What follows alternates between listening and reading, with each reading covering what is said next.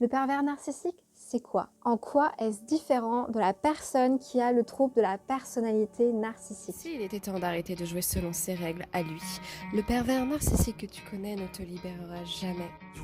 Tu es la seule personne à avoir ce pouvoir-là sur toi. Reprends ton pouvoir, reprends-le. La lumière est en toi, saisis-la et vis. Tu es déjà libre.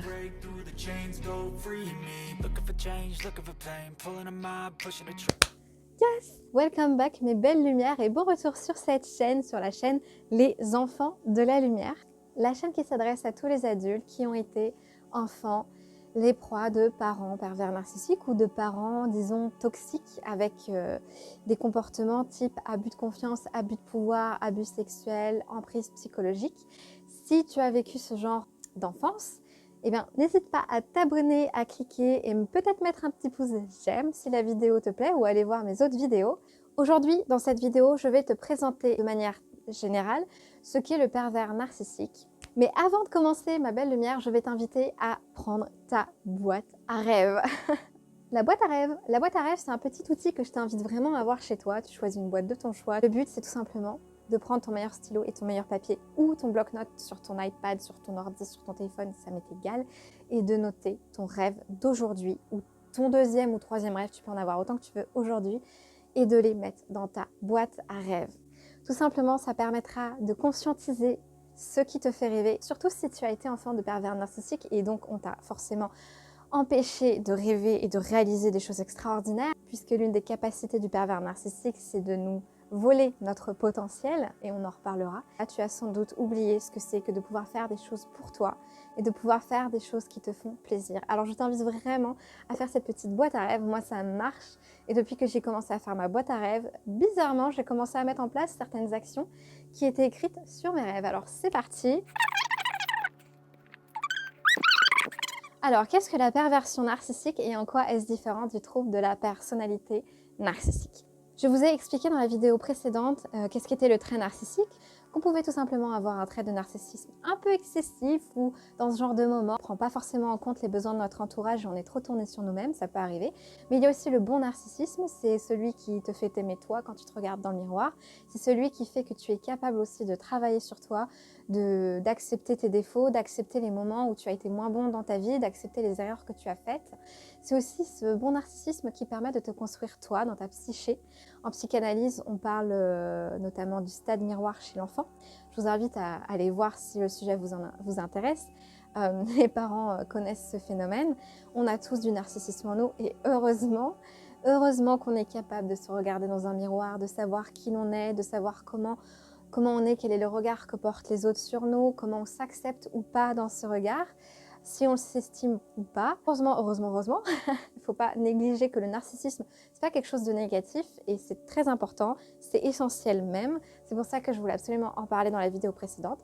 Nous avons aussi vu qu'il y a le fameux trouble de la personnalité narcissique, qui est un trouble sérieux qui fait partie du manuel médical des maladies mentales, donc le DSM-5, mais je crois qu'ils en sont 6 maintenant. Les psychologues sont capables de détecter si une personne ou pas, quand elle est en travail avec eux, est atteinte de ce trouble. Et bien sûr, il y a tout à fait une thérapie qui est envisageable à ce moment-là, puisqu'il s'agit d'une sorte, donc c'est un trouble, donc c'est quelque chose qui peut être rééquilibré, si vous voulez, et sur lequel on peut travailler, même si ça reste de l'ordre quand même de la structure interne de la personne. C'est un trouble qui est survenu, comme on l'a vu, dans l'enfance et qui vient d'un mauvais traitement, soit de la part des parents, soit d'un traitement excessif, éventuellement de l'enfant roi, de la part des parents. Enfin, il y a vraiment tout un tas de paramètres à prendre en compte. On ne peut pas dire de quelqu'un qu'il a le trouble de la personnalité comme ça. Ça reste un diagnostic médical qui est accordé par un psychologue. Et ça, c'est important de le comprendre. Maintenant, c'est pas parce qu'une personne a le trouble de la personnalité narcissique qu'elle va se comporter comme une personne qui est un pervers narcissique. Alors, en quoi c'est différent et quelle est cette différence? Tout simplement, on parlera de perversion. Alors, le terme pervers narcissique est apparu en premier dans les années 1980 dans des ouvrages que Paul-Claude Racamier a publié quand il a fait des études en psychanalyse sur le sujet tout simplement du narcissisme, et il a remarqué qu'il y avait une certaine notion de corruption, de perversion chez certaines personnes, au point qu'il a décidé de les appeler pervers narcissiques. Alors du coup, allons voir ensemble qu'est-ce que la perversion. Vous verrez tout simplement que le pervers, c'est une personne qui est enclin à faire le mal, qui aime faire le mal, qui jouit de faire le mal.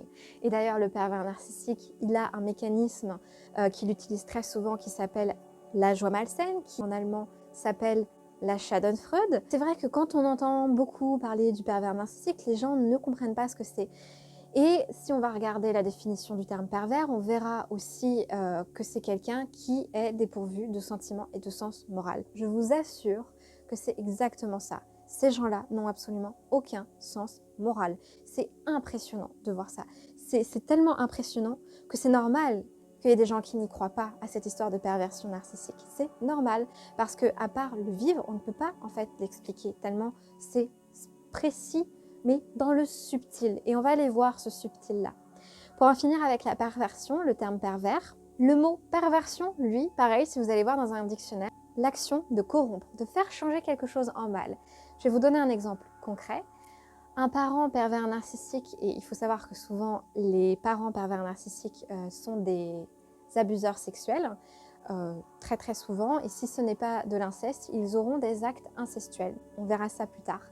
Et donc, par exemple, une fille qui a, je sais pas, 8 ans, 10 ans, 12 ans, peu importe, et qui aura son père qui viendra dans sa chambre, son père va tout simplement la convaincre que faire l'amour avec lui, ce sera quelque chose de positif. Pourquoi? Parce que si cette petite fille ne fait pas l'amour avec son père, entendez bien ce que je vais dire, ce sera sa faute à elle, qu'ensuite la famille va se disloquer. Bah oui, vous imaginez bien, si cette petite fille ne fait pas l'amour à son père, sa mère sera malheureuse. Et au contraire, ça va la rendre tellement plus heureuse que son père ait des rapports sexuels avec sa fille. Voilà un exemple qui est véridique et qui a dû arriver à bon nombre d'enfants, de parents abuseurs, pervers ou pas, qui est cette histoire de corrompre la sexualité. La sexualité reste quelque chose de sacré, de magnifique, de beau. La sexualité, c'est pas le rapport entre deux personnes, c'est le rapport qu'on a avec soi, avec son intimité, la manière qu'on peut se faire plaisir quand on est un homme ou une femme, la manière dont on peut s'aimer dans son corps. La sexualité, c'est énormément de choses et c'est aussi beaucoup d'amour. C'est de l'amour qu'on se donne et quand on est dans une relation amoureuse, c'est sacré, c'est un partage, un échange amoureux avec quelqu'un. C'est être capable d'être vulnérable face à quelqu'un, être capable d'aimer quelqu'un dans son entièreté, même dans son physique, quel qu'il soit. C'est cette capacité d'être tellement dans l'amour que la personne en face de nous, peu importe qui elle est, on l'aime telle qu'elle est. Et ça, c'est exceptionnel. C'est quand même magnifique. Et d'ailleurs, la relation sexuelle, c'est quelque chose, c'est un échange incroyable. Et bien, les pervers vont corrompre, par exemple, la sexualité jusqu'à faire croire aux enfants que ce qui est bien et ce qui est juste, c'est l'incestuel. On est bien dans une notion là de corruption qui est très forte. Je vous ai pris un exemple très fort pour bien comprendre de manière simple la corruption, c'est ça en fait. Donc cette corruption, elle est déviante. Vous comprenez bien qu'elle est déviante et qu'elle est malsaine, aussi bien pour le mental, pour le rapport que l'enfant il aura ensuite face à lui-même ou face à son parent. C'est vraiment cette action de détourner quelque chose de sa nature profonde, une énergie qui est partagée entre deux personnes, mais pour une énergie d'amour, une énergie qui est créatrice, puisqu'avec ça on fait des bébés. Et donc la corrompre de manière à ce que cette énergie, au lieu d'être créatrice, donc il faut imaginer une flèche qui monte, cette énergie elle est destructrice, donc on tombe vraiment en bas. Donc on est vraiment avec le pervers narcissique sur une corruption dans tous les domaines de vie. Là je vous ai parlé de la sexualité, mais ça va bien au-delà. De ce que vous êtes, de ce que l'enfant ou l'adulte, si c'est votre conjoint, de ce que la personne en face de lui est, aussi bien dans son être que dans son avoir, c'est-à-dire au niveau de ses finances, au niveau de, je sais pas moi, de ses contrats, ça peut être contrat de travail, ça peut être au niveau de ses amis, de ses relations. C'est vraiment quelque chose, cette corruption qu'on va retrouver dans tous les domaines de vie qui entourent la personne qui est victime du pervers narcissique. Alors moi, je vous l'ai déjà dit, le pervers narcissique, je l'appellerais le dévoreur d'âme. Parce qu'il ne cherche pas qu'à corrompre l'extérieur et le matériel de votre vie. Il cherche à vous corrompre aussi de l'intérieur, dans votre intériorité, dans votre façon de penser, dans votre façon de voir les choses, par l'emprise bien évidemment. Je l'appelle le dévoreur d'âme, je trouve que c'est beaucoup plus proche, en tout cas de mon expérience que j'ai vécue, et proche de qui il est vraiment, et on ira voir pourquoi, parce qu'il y a des notions qui dépassent tout ce qui est de l'ordre de la psychologie et donc de la pathologie. On ira voir que le pervers narcissique s'attaque à vos corps subtils, corps émotionnel et tout un tas d'autres corps, à vos chakras. Alors qu'est-ce qui le différencie particulièrement de la personne qui a le trouble de la personnalité narcissique? Cet individu a un seul et unique but ultime, c'est de te détruire. Non, mais... Bon bah c'est bon, j'ai fini ma vidéo, je crois que vous avez tout compris, ça sert à rien que je fasse cette chaîne. Je vous jure, c'est ça, non mais j'en rigole, mais en vrai, ça paraît tellement aberrant de se dire, le but ultime du dévoreur d'âme, c'est de te détruire. Mais qu'est-ce qu'elle raconte, celle-là? Mais c'est tellement ça, mais mon Dieu, mais c'est tellement ça. Et ces gens-là, ils ne s'arrêtent jamais, ils sont sans limite. Alors, je vais vous présenter maintenant vraiment les caractéristiques de base du pervers narcissique. Et dans la prochaine vidéo, je t'expliquerai ce que c'est que d'être enfant de pervers narcissique. De manière générale, à mon sens, et il ne s'agit que de mon interprétation, c'est ma vérité, c'est comme ça que je vois les choses. Donc pour moi, le pervers narcissique, c'est 3 choses. Il a la fameuse faille narcissique, la faille de l'ego dont on parle en psychanalyse. J'adore la psychanalyse, donc moi je trouve que ça me parle. Pour moi, la faille narcissique est totalement véridique. Ensuite, j'ajouterais qu'il y a ce que j'appelle la faille traumatique. Je vous expliquerai ça dans une prochaine vidéo. Et il y a la fameuse faille de l'âme qui est à la fois proche de la faille traumatique, mais un peu plus précise. On va aller voir exactement c'est quoi cette faille de l'âme. Donc pour moi, déjà, un pervers narcissique, il est composé de ces 3 failles dans son être. Et ça, c'est vraiment, on voit vraiment la subtilité, on a vraiment la faille narcissique qui correspond à l'ego, la faille traumatique qui correspond à un événement qui lui est arrivé qu'il n'a pas su dépasser. Donc on est dans l'émotionnel, on est avec l'enfant intérieur, et la faille de l'âme, où là on est plus dans un rapport énergétique avec ce qui se passe à l'intérieur de lui et toute une histoire autour de l'âme, je vous expliquerai tout ça. Voilà, donc ça pour moi c'est la base du pervers narcissique, donc n'hésitez pas à aller voir mes vidéos où je précise tout ça. On pourrait même l'appeler Soul Eater. The Soul Eater is narcissique, bien évidemment. Et totalitaire, il est dans le déni de la réalité, et ça c'est atroce. Qu'est-ce que ça veut dire ? Ça veut dire que si tu lui prouves par A plus B plus Z plus Y, tout ce que tu veux, que tu as raison, que ce qui s'est passé, c'est passé et que c'est lui qui en tort ou qu'il t'a fait du mal ou qu'il est un pervers narcissique, jamais, jamais il ne te donnera raison. Jamais il affirmera que oui, il est malade. Jamais il ira voir un psychologue pour affirmer et montrer qu'en effet, il faut qu'il se fasse soigner. Il déniera toujours la réalité. Cette réalité qui est la tienne, puisqu'on a tous nos filtres et nos perceptions, il n'y accordera jamais de l'attention. Il est dans le déni de la réalité. Tout ce que tu lui diras n'existe pas. Il t'a frappé, mais non, il t'a pas frappé. Il t'a frappé, mais non, il t'a pas frappé. Il t'a frappé, mais non, il t'a pas frappé. Il t'a frappé, mais de quoi tu parles? Mais te plains pas. Déni de la réalité totale. C'est atroce à vivre quand on est un enfant. C'est insupportable en fait. Ensuite, il est dans la projection. Donc, il va faire en sorte de projeter des idées sur toi qui ne t'appartiennent pas. C'est assez impressionnant. La personne qui a un trouble de la personnalité narcissique est aussi dans la projection, c'est-à-dire qu'elle projette sur l'autre une perception d'elle-même qui n'est pas réelle en plus, mais qu'elle souhaite voir dans ton regard. Elle adore se victimiser. Qu'est-ce que ça veut dire? Que si c'est toi la victime, elle va retourner la situation et faire en sorte que c'est elle la victime. Ce qui est très dangereux pour les enfants qui sont hypersensibles et empathes parce que ce sera plus fort qu'eux. Ils voudront absolument devenir le sauveur de ce parent et c'est comme ça que le triangle de Cartman n'en finit jamais. Quand on est empathe, quand on est hypersensible, les hauts potentiels ont cette problématique-là. C'est qu'ils jouent facilement le rôle du sauveur parce qu'ils sont facilement dans la compassion et l'empathie avec les autres puisqu'ils ont une sensibilité émotionnelle assez accrue. Ils ont une intelligence émotionnelle et une intelligence sociale où c'est plus fort que parfois d'être dans ce genre de réaction. Et ça, c'est un véritable piège. Bien évidemment, c'est un manipulateur individuel, manipulateur des masses. Il est capable de faire croire à tout votre entourage quelque chose que vous n'avez jamais fait, mais qu'il certifiera que vous avez fait. Dans les cas extrêmes de régression psychique, c'est-à-dire dans les cas extrêmes de défense, dans les cas extrêmes où il a vraiment des problèmes de dysfonctionnement psychique, il est paranoïaque. Ce sont souvent des gens d'ailleurs qui utilisent la religion, qui vont avoir des propos incroyables. Ça peut être à la fois « Ah, Dieu m'a parlé », parce qu'ils se prennent pour Dieu, mais ça peut être en même temps, pour tous ceux qui croient en le pouvoir de la prière et en le pouvoir de l'intention, on peut le faire en bien et en mal, ils vont souvent vous dire que quelqu'un leur a fait du mal, ils vont vous dire qu'ils sont ensorcelés, ils vont vous dire qu'il faut appeler un magnétiseur, ils sont complètement parano. C'est une chose d'y croire, d'appeler un magnétiseur, etc., je ne dénigre pas ça du tout, mais toutes les 5 secondes, parce qu'il y a un événement naturel, genre ta serrure qui ne veut pas fonctionner parce que ta clé est déformée, il ne faut pas être parano pour ta clé est déformée. Là, on est dans le factuel. Du coup, ils vont tendance à dire que c'est ta faute, tu as prié contre eux, de toute façon, ils vont appeler un magnétiseur, ils vont faire des prières, enfin, ils sont paranoïaques. Ils instrumentalisent la réalité à son avantage pour reprendre le pouvoir ou pour dans une situation te rendre victime ou te rendre fou. C'est incroyable. C'est vraiment, ils prennent la réalité comme ça, ils en font un bon petit shaker, une bonne petite recette, ils te font une tarte aux pommes et ils te prennent la tarte aux pommes et te la mettent dans la gueule. Je ne sais pas comment expliquer. Ils instrumentalisent la réalité, ça veut dire ce que ça veut dire. Ils vont utiliser ce qui se passe mais contre toi. Ah oui, chose importante, toutes tes failles, surtout en tant qu'enfant, mais les conjoints aussi, les failles et les émotions que tu as qui sont négatives, ils vont les prendre et te les renvoyer à la gueule. En fait, ils vont s'en servir contre toi. Si tu doutes de toi, ils vont te le reprocher et faire en sorte de te culpabiliser, de te faire encore plus mal avec ce doute, pour t'enfoncer dans ton doute au lieu d'essayer de te soutenir, de parler avec toi, de rentrer dans la communication, de te demander comment tu sens.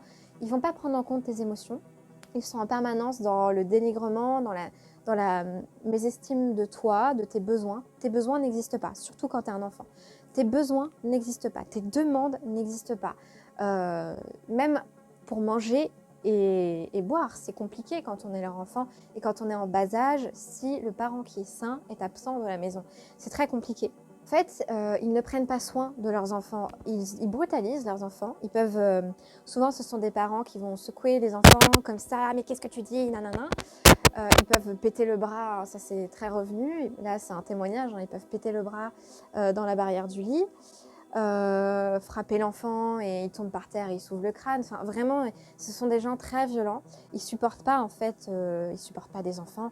En général, ils font des enfants parce que ils s'adaptent en fait à la structure de la société. Donc, si tu habites, je sais pas moi, en Amérique et que la tradition veut que tu sois marié à tel âge avec 2 enfants, ils vont le faire pour maintenir leur image sociale. Vous l'aurez compris par cet exemple.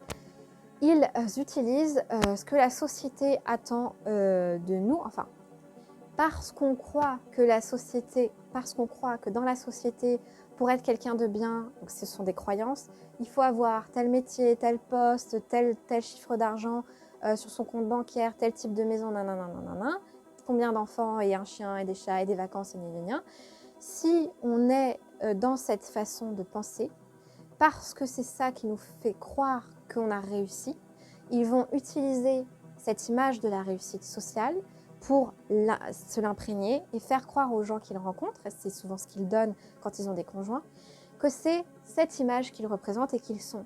D'où cette idée qu'on croit que les pervers narcissiques, la première fois qu'on les rencontre, hommes ou femmes, quand on est adulte, dans une relation amoureuse, sont géniaux. On croit que ce sont des personnes qui ont réussi. Qu'est-ce que réussir? Pour moi, c'est pas ça, réussir. Mais il y a quand même une image sociale qui pousse en fait notre inconscient à croire que la réussite, c'est celle-ci dans nos croyances et dans notre inconscient collectif.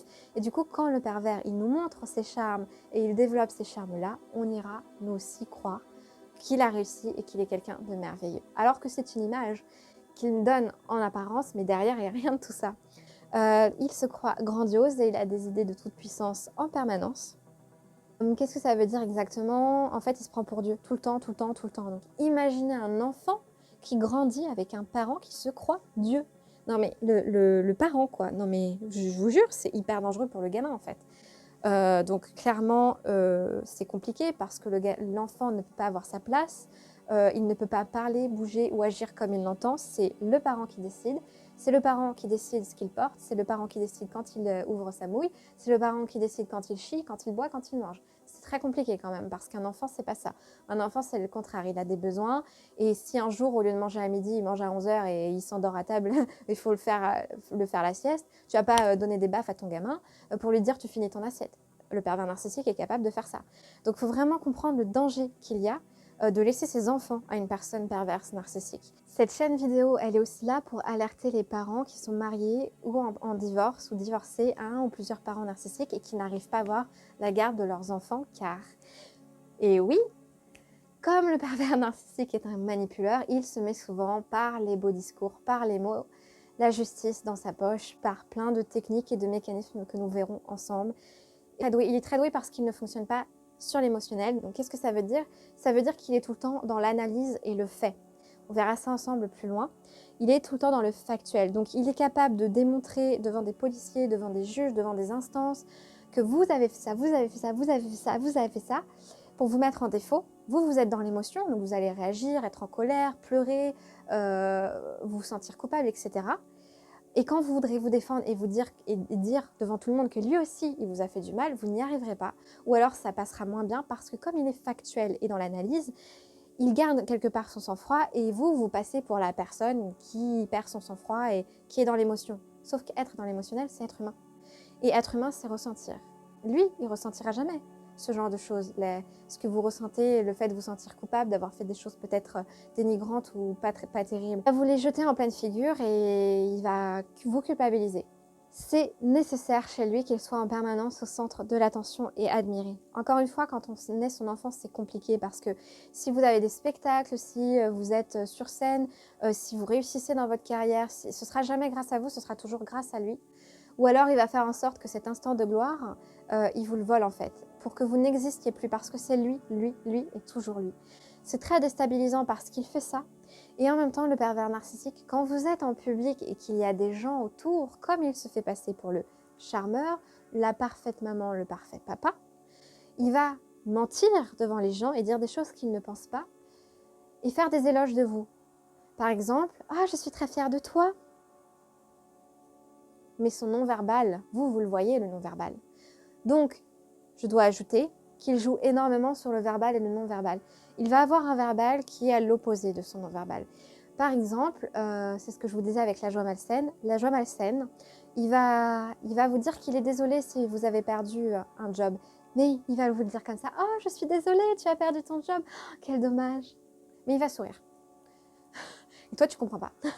Tu sais pas si tu dois être content, si tu dois être pas content, pourquoi il est gentil quand il parle, mais quand tu le regardes, il se fout de ta gueule. Vraiment, c'est très perturbant de grandir avec cet exemple-là d'être humain qui est censé t'éduquer et te montrer ce qu'est la vie.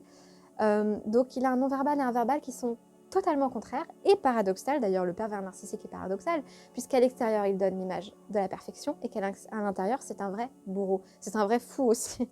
Ouais, il est complètement fou. Donc, à l'extérieur, il va, s'il y a des gens, faire une éloge, dire une pensée. Mais si ensuite vous rentrez dans la voiture et vous rentrez chez vous et vous lui dites « Ah, tu pensais vraiment ce que tu as dit ?» ou je sais pas, un exemple, il va vous dire « Mais de quoi tu parles? Mais tu t'es regardé? Non, mais t'as fait ça, c'était nul. » Et là, il va vous rabasser et vous dénigrer. C'est un peu l'histoire de la carotte et du bâton. C'est-à-dire qu'il va tendre la carotte à l'âne. Donc vous croyez que enfin vous êtes reconnu pour votre valeur. Et en fait, au moment où vous voulez saisir la carotte, il vous frappe.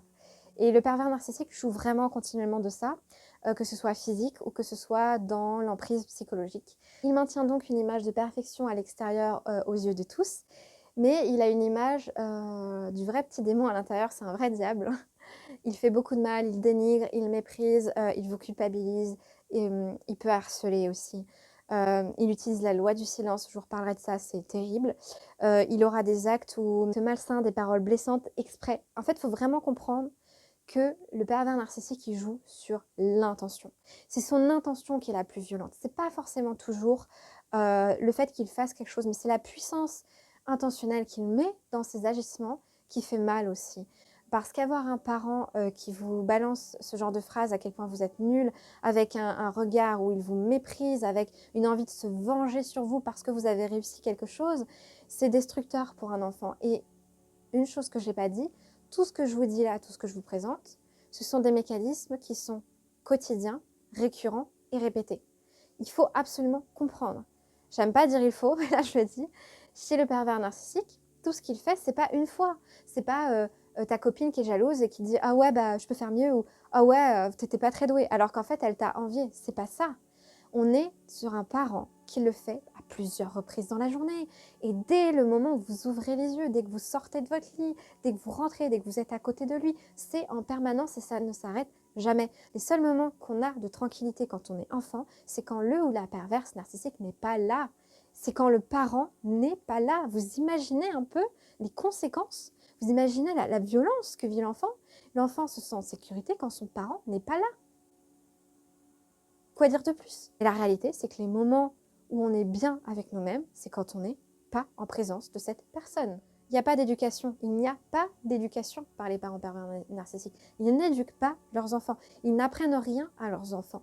Mais vraiment, on n'a pas d'apprentissage, on n'a pas de connaissances avec eux, on n'a pas d'éducation, on ne sait pas ce qui est bien ou mal de faire. Il n'y a pas de notion de bien et de mal.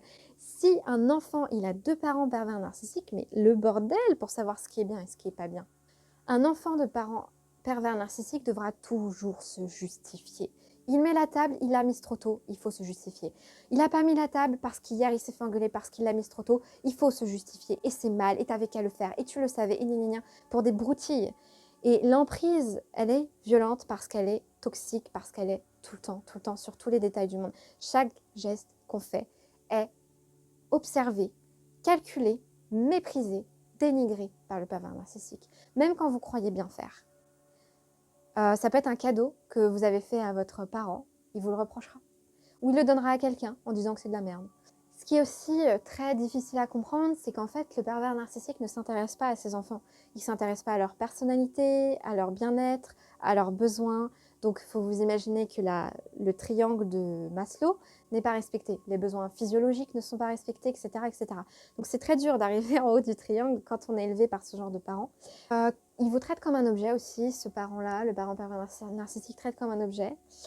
Il coupe la conversation, par exemple, vous êtes en train de lui parler de quelque chose qui est très important pour vous, vous attendez peut-être une réaction de sa part, un soutien, une parole réconfortante, et qu'est-ce qu'il va faire? Il va vous couper la parole comme si il n'en avait rien à faire. Et bon, voilà, c'est pas important, hein, vous n'êtes pas important, par contre, lui, il est hyper important, hein, ce qu'il a à dire, c'est plus important. Puis de toute façon, ce que tu dis, mais qu'est-ce que je m'en fous, enfin, toujours dans l'intentionnalité, hein, dans le verbal et dans le non-verbal, il y a vraiment un jeu qui est fait. Il sait que vous avez des sentiments, des émotions, et il va jouer de ça. Par contre, il ne va pas avoir d'empathie. Il n'a pas d'empathie, c'est-à-dire que si vous êtes déçu, si vous êtes triste, il ne viendra pas vous réconforter ou vous demander ce qui ne va pas. Donc c'est vrai qu'en tant qu'enfant de parents narcissiques, on n'a jamais de réconfort. Il n'y a personne qui nous prend dans les bras, il n'y a personne qui nous rassure, il n'y a personne qui nous dit que ça va aller. Donc par exemple, je ne sais pas, si tu as un enfant qui est tombé, qui s'est fait mal et qui s'est cassé le bras parce qu'il était sur un arbre ou je ne sais quoi, la plupart des parents déjà vont péter un plomb, vont paniquer et vont l'emmener aux urgences, etc. Et prendre soin de lui, et sans doute les parents se sentent coupables. Enfin, il y a tellement de situations possibles, diverses et variées, mais il va y avoir de l'émotion, de l'action, de la réaction, etc. Le parent narcissique va juste jouer son rôle, c'est-à-dire « Ah, je suis la mère, qu'est-ce qui s'est passé ?» Alors là, il devient la star. Là, le parent narcissique, c'est la star à l'hôpital. Il fait se prendre pour une star dans un film de série, genre Les Feux de l'amour. « Mon enfant, qu'est-ce qu'il a, mon enfant? Oh mon Dieu !» Et puis arrivé devant l'enfant, plus rien. Donc l'enfant, il n'a pas de câlin, il n'est pas rassuré. Enfin, c'est vraiment dur à expliquer parce qu'il faut le vivre en fait. Donc le pervers narcissique réagit dans la bienséance, dans ce qui est attendu par la société, mais il ne le fait pas avec amour, il ne le fait pas dans l'intention d'être là pour l'autre. Il le fait juste dans la comédie. D'ailleurs, le pervers narcissique, le dévoreur d'âme, est un Sarras de licorne. Il est un imitateur de Sarras de licorne, de malade. Il imite en permanence. C'est impressionnant de voir ça. Vraiment, que c'est waouh. C'est des imitateurs excellents. Même des fois, quand ils vous font des remarques, je suis sûre que ça parlera à certains d'entre vous, n'hésitez pas à me le dire en commentaire, je suis trop curieuse. Vous avez l'impression de voir un rôle. Vous avez l'impression que la personne qui est en face de vous, qui est en train de faire une remarque ou quelque chose toujours de désagréable, hein, eh ben, on a l'impression qu'elle joue un rôle, qu'elle a vu dans un film, que vous aussi vous avez peut-être vu. Vous la regardez en mode, mais pour qui elle se prend, genre, est-ce quoi dans un film? Est-ce que ça vous est déjà arrivé d'avoir cette sensation? Parce que ça m'est arrivé très souvent, comme si...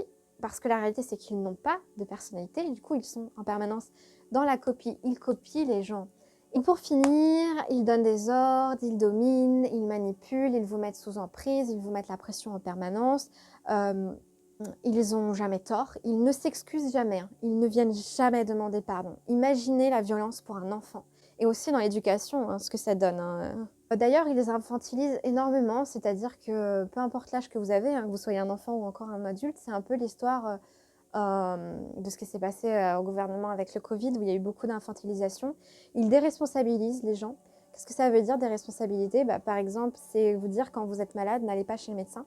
Alors que la responsabilité, c'est de prendre soin de votre corps, d'agir, de devenir, comme on dit souvent en PNL, acteur de votre vie et de ne pas subir votre vie. Si vous êtes malade et que vous ne faites rien, qu'est-ce qui se passera à votre avis? Si vous êtes malade et que vous agissez, qu'est-ce qui se passera à votre avis? Ils font en sorte que vous ne puissiez jamais agir. Donc, ils infantilisent, ils déresponsabilisent et ils vous coupent l'herbe sous le pied. Que vous n'ayez pas la main sur les choses, c'est pas évident à expliquer, donc on verra ça plus tard. Il y a le fameux contrôle coercitif dont on entend beaucoup parler hein, avec le gaslighting. Donc bien sûr, je le cite. L'emprise psychologique, la tyrannie, la peur constante, surtout quand on est leur enfant. Non, mais il y a tellement de choses à dire, cette vidéo va faire 3 km. Il est avide, avide. Tout ce que vous avez, il le veut. Il ne fera rien pour l'obtenir. Hein. Vous avez trimé, vous avez étudié, vous avez travaillé dur, vous avez sans doute économisé. Mais non, mais lui, il veut tout de suite et il vous le prendra. le fameux vol des richesses. Il vous envie, il vous jalouse. Mais qu'est-ce que c'est difficile de grandir avec un parent qui vous jalouse. J'ai grandi avec ma mère qui m'a jalousée. Ça a été compliqué, mais vous imaginez pas. Donc on retrouve des actes type la belle-mère dans Cendrillon, qui va vous fermer la porte pour vous empêcher de sortir, qui va abîmer vos vêtements exprès, qui va faire tout pour que vous soyez en retard à vos soirées, voir s'ils peuvent débrancher la batterie de la voiture pour que personne ne puisse partir, ils vont le faire. Ce sont des dingues. Ah oui, alors si on ose quitter, le pervers narcissique, il vous harcèle. Et quand je dis qu'il vous harcèle, c'est que vous n'êtes pas prêt à savoir ce qu'il est capable de faire, le pervers narcissique, quand vous avez quitté cette relation avec lui, quand vous coupez les ponts. Vous n'imaginez pas ce qu'ils sont capables de faire. Je ferai une vidéo spéciale, je pense, attribuée à ça. Après, il y a tellement d'autres choses à dire, je vais m'arrêter là. Il hurle, il fait des crises de rage qui sont souvent très violentes, c'est très dur à vivre quand on est un enfant. Avec lui, on ne peut pas parler, il empêche le débat, on tourne en rond, c'est une spirale qui ne se finit jamais. Il menace, il agresse, il menace aussi de se suicider.